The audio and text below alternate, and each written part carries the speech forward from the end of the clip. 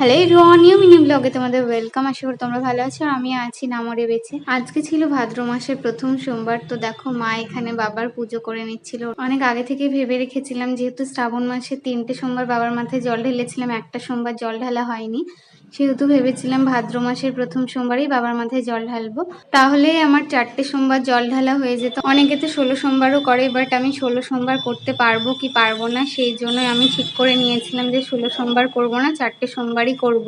পরশু শনিবার জন্মাষ্টমীর উপোস করবার পর কালকে রবিবার থেকে আমার এতটাই শরীর খারাপ যে আমি উঠতেই পারিনি বিছানা থেকে। তো আজকে সকালবেলা একটু কষ্ট করে উঠে স্নান টান করে আমি খেয়ে নিয়েছিলাম আগে, বাবার পুজো হবার আগেই। কারণ কি বলতো, আমি উপোস করে থাকলেই না আমার ভীষণই শরীর খারাপ করে। তো আমাকে ডাক্তারেও বারণ করেছে যে কোনো সময় খালি পেটে থাকবে না।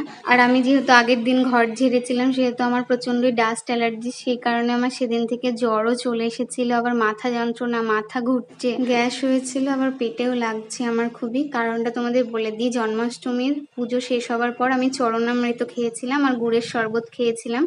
তো ওটাতে আমার গ্যাস হয়ে গেছিলো আর গ্যাস থেকে পেটে লাগছিল। তো ওটা তো ভালোই হচ্ছে না, আজকেও ভালো হচ্ছে না। আর আমি যদি কোনো সময় একবেলা না খেয়ে থাকি না, তাহলে আমার পেটে যন্ত্রণা শুরু হয়ে যায়। আর জন্মাষ্টমীটা তো সারাদিনের ব্যাপার, মানে বুঝতেই পারছো। আর ডাক্তার তো অনেক আগে আমাকে না খেয়ে থাকতে বারণই করে দিয়েছেন।